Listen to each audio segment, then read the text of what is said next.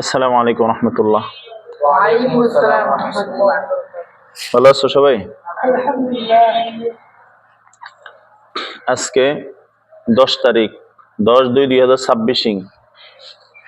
আজকে কি বার? মঙ্গলবার না? 2026 সাল, সামনে রমজান এবং মাসিক বন্ধ মিলিয়ে আমরা আজকে মাদ্রাসা ছুটি হবে। কি হবে? ছুটি হবে না বন্ধ হবে?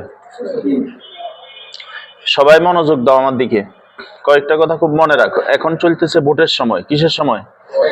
তোমরা এখানে যারা আছো কেউ ভোটার না। বাংলাদেশের আইনে 18 বছরের নিচে ভোটার হইতে পারে না। কেমন? যেহেতু তোমরা কেউ ভোটার না, তোমাদের একটা দায়িত্ব আছে, তোমরা দোয়া করা। কি দোয়া? আল্লাহ ন্যায়, ইসলামের পক্ষে, ইনসাফের পক্ষে একটা ভালো মানুষ দায়িত্ব দেন এবং ভালো প্রতিনিধিগুলো আপনি কি করেন? নির্বাচিত হওয়ার তৌফিক দান করেন। আমিন বলো। একটা পয়েন্ট। 2 নম্বর পয়েন্ট হলো, তোমরা কোনো অফিসে বসবা না, দাড়ি পাল্লা, দানের শীষ, হাত পাকা, কোনো অফিসে যাবা না। কেমন? তোমাদের কাজ আছে ওইখানে, বলো না? 1 2 নম্বর হলো, তোমরা স্লোগান দিবা না। দাড়ি পাল্লাও স্লোগান দিবা না, দানের শীষও দিবা না, হাত পাকাও দিবা না। তোমরা ছোট মানুষ। এখন মনে করো তুমি যদি দানের শীষ স্লোগান দাও, তাহলে দাড়ি পাল্লা কি দানের শীষের পক্ষে না বিপক্ষে? তাহলে তোমাদের খুব ভালো বাজবে। আচ্ছা, তুমি যদি দাড়ি পাল্লা স্লোগান দাও, এটা দানের শীষের পক্ষে না বিপক্ষে? তোমার তো পক্ষেরও দরকার নাই, বিপক্ষেরও দরকার নাই। তোমার দরকার হইলো তুমি নিরপেক্ষ থাকা। ছোট মানুষ, যে তুমি ভোটের দায়িত্ব নাই, তোমার ভোটও নাই, তুমি থাকবা চুপচাপ তোমার জায়গা থেকে। কারোর সাথে কথাবার্তা, আলোচনা, ঝগড়া নিয়ে ঝামেলার দরকার নেই। তুমি কারো পোস্টার নিয়েও ঘুরার দরকার নেই। দরকার আছে তোমার? এখন তুমি যদি কারো একটা পোস্টার নিয়ে হাঁটো, তোমার এবার বিরোধী পক্ষ দাঁড় করাইবো। তোমার এই পোস্টারটা কে দিছে, কাকে দিতে বলছে, তুমি কি কি কাজ করতেছো, তোমার কত টাকা দিছে, তোমার একটা হ্যারাসমেন্ট করবে, ফেরেশানি করবে। ঠিক না কথা? এটা বুঝতেছো না কথা? এটা কি আনন্দের কথা না আতঙ্কের কথা? তাহলে আনন্দিত হইবা না আতঙ্কিত হইবা? আমগো কি, আমাদের কি? তোমাদের তো কোনো প্রয়োজন নাই, তোমরা তো ভোটার না। তোমাদের আব্বা আম্মা কাদেরকে ভোট দিবেন, সেটা ইনসাফের পক্ষে, ন্যায়ের পক্ষে ভোট দিতে বলবে, ইসলামের পক্ষে। যে ভালো, যে সৎ প্রার্থী, তাকে ভোট দিবে, যাতে চুরি না করে।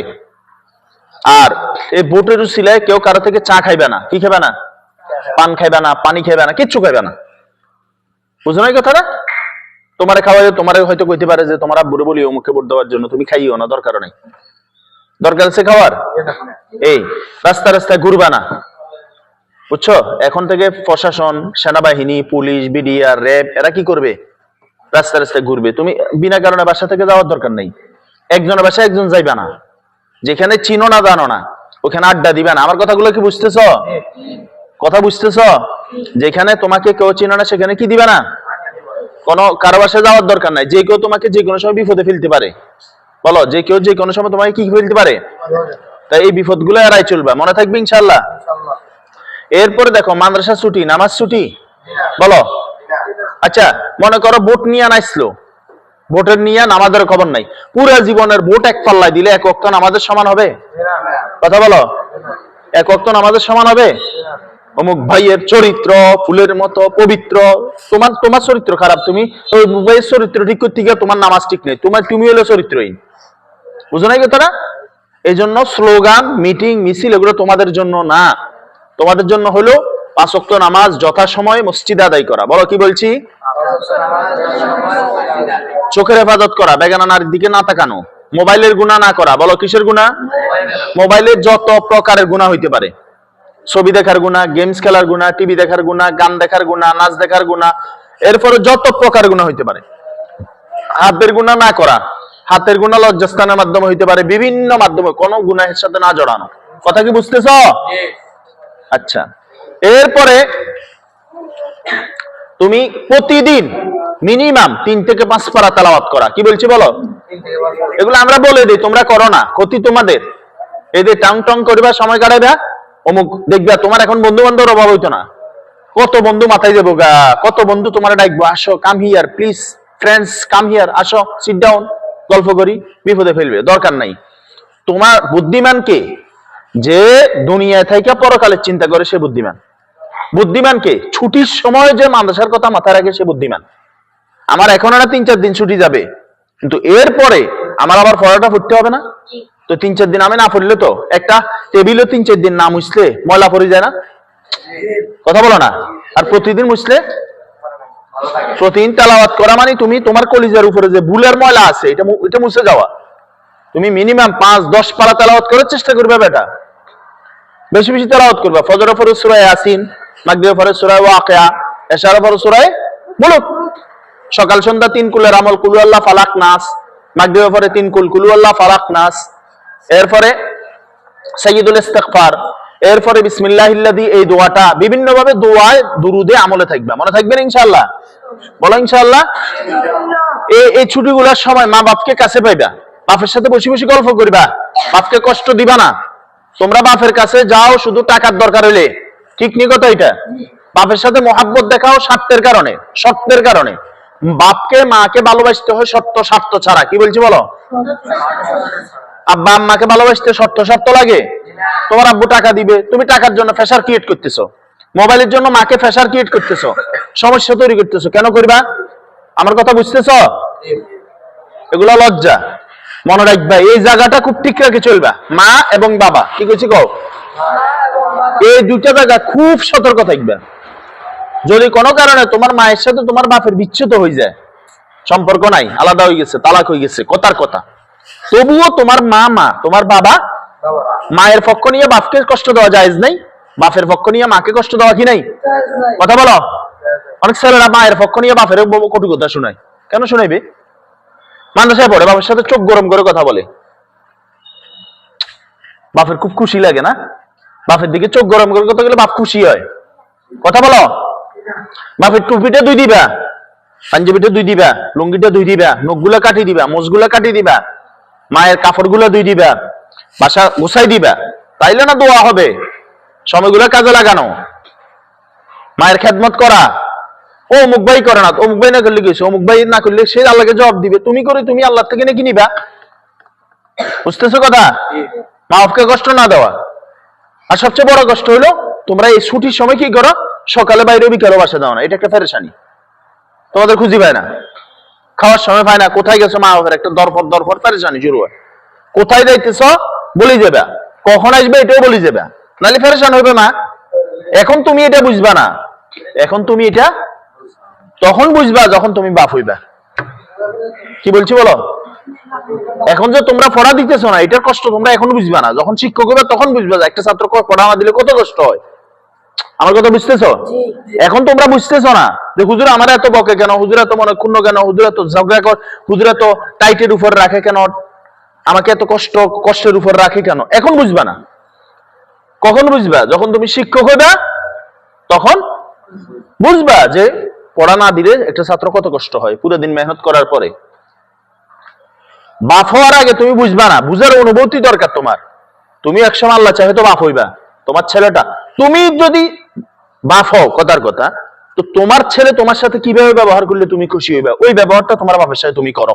কি বলছি বলো? সে তুমি যদি বাপ হও, হইবা না তুমি বাপ? একসময় আমরা বাপ ছিলাম, তোমাদের মতো ছাত্র ছিলাম না? ছিলাম কি না? তো তুমি বাপ হইলে বুঝবা বাপকে কষ্ট দেওয়া, মাকে কষ্ট দেওয়া কত কঠিন। বুঝো নাই কথাটা? এই যে সাইদ আছে, ও যদি আমার সাথে গরমে কথা কয় আমার ভালো লাগবো? কথা বলো। তো তুমি তো ওর আব্বার সাথে যখন ভালো করে কথা না বলো তখন ভালো লাগে ওনাদের? টাকার সাথে কেন সম্পর্ক হবে এটা? আরে টাকা তুই জীবনে বহুত রুজি করতে পারবি, টাকা রুজি করতে গিয়া তুমি আব্বা আম্মাকে কষ্ট দিবে কেন? বলো, টাকার জন্য আব্বা আম্মাকে কষ্ট দিবে কেন?